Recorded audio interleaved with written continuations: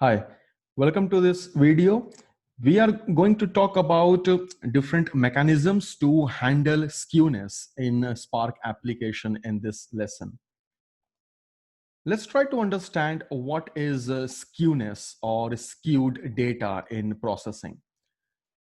The expectation from a distributed processing is instead of running a single thread which processes the entire volume of data, we try to decompose it across multiple tasks or multiple, you can say, threads, so that each thread reads a small chunk of the entire data.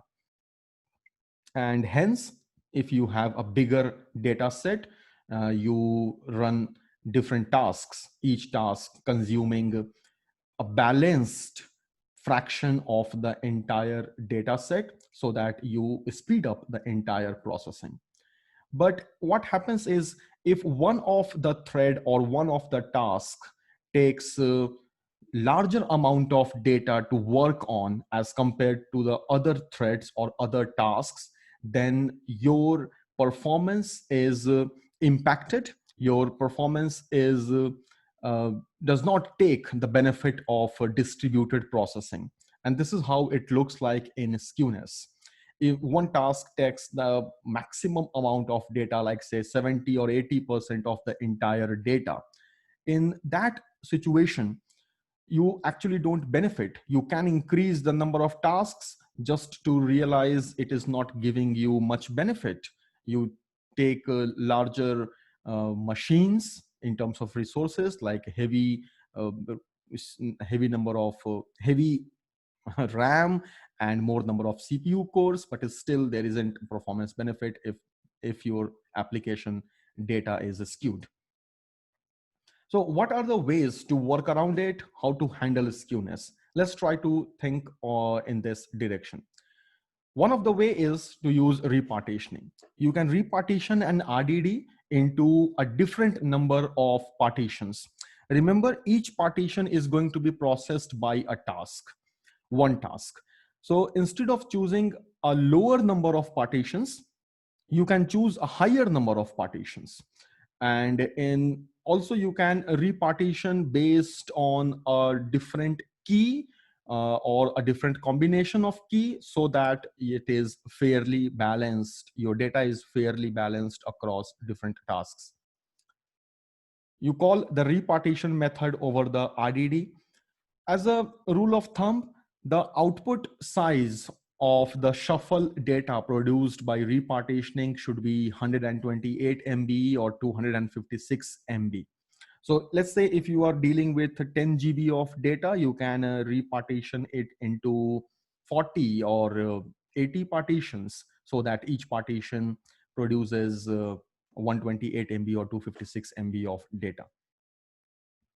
Also, if you happen to use repartitioning close to 2000, then try to bump it up to 2000 or 2001, because Spark uses a better compression for the shuffle block if the number of partitions is more than 2000. But if you are using if you calculate that the estimated number of partitions has to be 100 or 200 or 500, then you don't need to bump it to 2000, because again, increasing the number of partitions, increasing the number of tasks where each task operates on very small amount of data will kill the performance of the application, because every executor has to launch and shut down, and the launching and shutdown of the executor takes some time. So the time spent in the actual processing will be very less if your task consumes very low amount of data.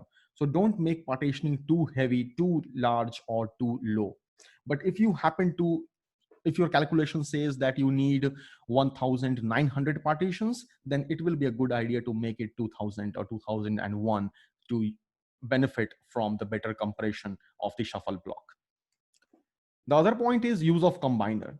If for one key, if you happen to have multiple values, then avoid using something like group by key. You can use something like reduce by key or even combine by key, In one of our previous lessons, we have learned about combine by key, which provides a better flexibility in choosing your combiner function and your reducer function. Use of combiners, no matter you are having skewness or not, is always preferred because it reduces the size of shuffle data and it enhances the performance of your overall application. One other mechanism is salting. If you are having a requirement to perform aggregation on the data based on certain key, and one of the key happens to contain lots of values, you can perform salting and a two-phase aggregation. How does that happen? Let's talk about it. Uh, and again, the combiners have one more disadvantage, like many a times you don't know how many times a combiner is going to run. So if by any chance you don't want to use combiner, or you can't use combiner, go for a two-phase aggregation. In a two-phase aggregation, we add some salting, which is some prefix or some suffix to the original key. In this example, let's say we have one key, city, which is say Stockholm, and you have lots of data for that key. Attach some kind of suffix to that key, like _0, _1, _2, and so on. So what will happen is the Stockholm data will get distributed across 10 different partitions, assuming like all _0, _1 go to different partitions. So all the values of a Stockholm will not go to a single partition. It will be spread out across different partitions. You perform the aggregation, you take the result, and in the second layer, what happens is after aggregation, the actual value is reduced. Like if you have to compute the maximum over say sales or amount, your actual amount can be in millions. Like there are transactions, there are millions of transactions for a certain city, corresponding to a certain city, and your aggregated data will be only one, the maximum, or maybe you are trying to get the sum or average. So the aggregated data is less than the scattered raw data. In the second layer of the aggregation, you remove the suffix or prefix or the salt you have added and do one more aggregation on the actual key. Let's take one example to understand this better.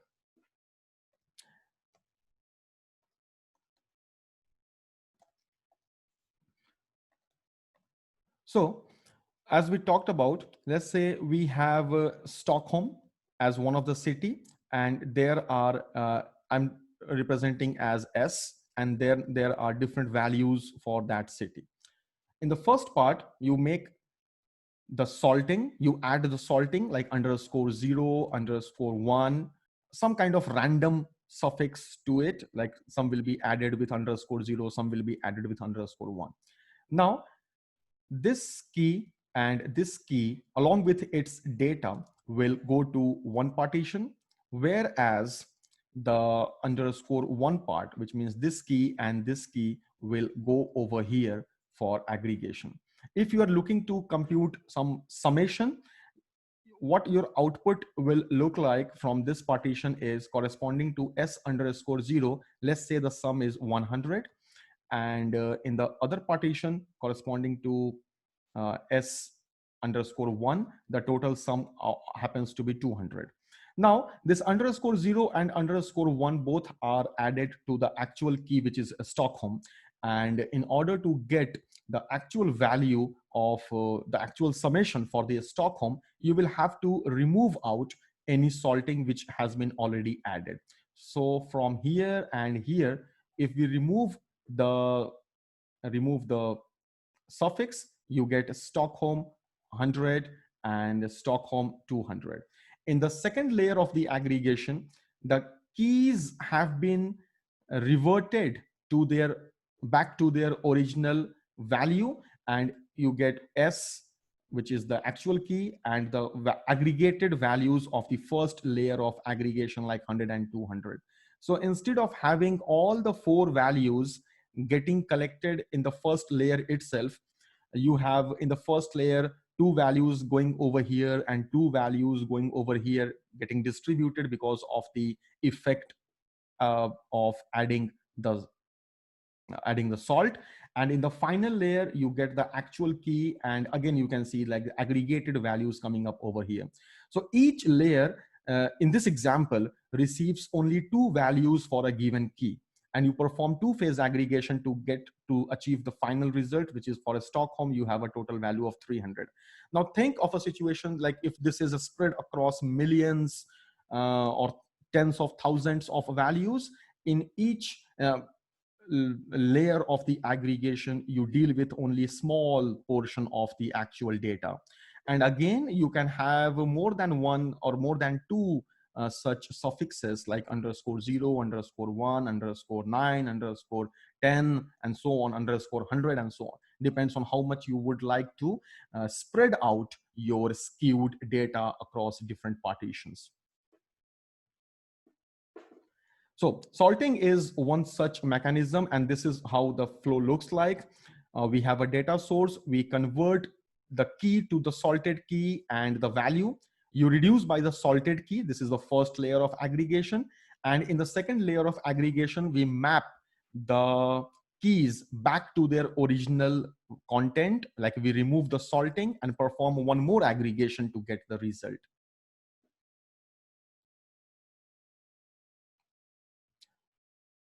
There are certain variations in salting, like if you know which are the keys who are skewed, then instead of performing this two-phase aggregation on all those keys, you can filter out one RDD in two RDDs, one RDD containing the skewed data and other RDD containing all the non-skewed data. And for the skewed data, you do two-phase aggregation. And for the non-skewed data, you do a single phase aggregation. You don't need to add salting to the non-skewed data. And this is how it will look like. And then finally, you will have to union both the results to get the final RDD. So you have one data source from where you convert the key and value to the isolate key values. You reduce by the salted key. Then you filter out the isolated keys from the salted keys. The isolated keys are the ones which do not have skewed data, and salted keys are the ones for which we had lots of values coming in. And again, for the salted keys, you do one more aggregation where you convert it back to the original content of the key, do the aggregation. And for the isolated keys, which were not salted, you don't do anything. So this kind of reduces the amount of data you are going to exchange, because salting will increase the amount of shuffle. And if you try to do salting, even if data is not skewed, that will impose, that will incur some extra cost, because there is two-phase aggregation. So you don't need to do this two-phase aggregation for all the keys. But the downside is you need to know which are the keys which are skewed. If you don't know this, then you can't take this variation in effect. When you have to join skewed data, what you can do is you can go with map side join, if that is a possibility. For map side join or the broadcast join, one of the data set should be small to fit into memory. Now, let's take a look at this example as well. Let's say you have a data set D1 and a data set D2. In data set D1, there are keys K1, K2, and one of the keys again can repeat, and then there are other keys. Suppose in data set D1, the K1 key is skewed. Data set D2 is also large. It cannot be broadcasted, and it has content for keys K1, K2, K3, K4, and so on. What you can do is filter out the skewed keys from D1. Again, you have to know beforehand which of the keys are skewed. Filter out those keys, and let's say this is K1 is skewed. So there will be one RDD with the content of K1 and one RDD with I'm not showing up the values, there can be anything. And on the other RDD will have non-skewed data, which has keys corresponding to K2, K3, K4, and so on. Similarly, on the D2 as well, you filter out the corresponding skewed keys and non-skewed keys coming from D1. D2 can be large, but when you filter out on the basis of any skewed keys, maybe this RDD will be small enough to fit into memory, and that can be broadcasted. So for these two data items, for skewed data coming from D1 and corresponding key from D2, they can be performed a map side join, because in a map side join, you don't have any shuffle, and you kind of get rid of skewness. And for the other data sets which do not have skew in them, you can perform a hash join. So perform two different joins. One is the map join for a skewed key and hash join for the non-skewed key, and get the result by making a union of these two RDDs finally. And this is how the flow looks like. From the data source, you filter out the normal and skewed keys. For the normal keys, you do the hash join, and for the skewed keys, you do the map side or the broadcast join. You do the union of these two to get the final result. Again, for both the data sources you are going to join, you will have to construct two RDDs for each one of them, one with the normally distributed keys and one RDD with the skewed keys.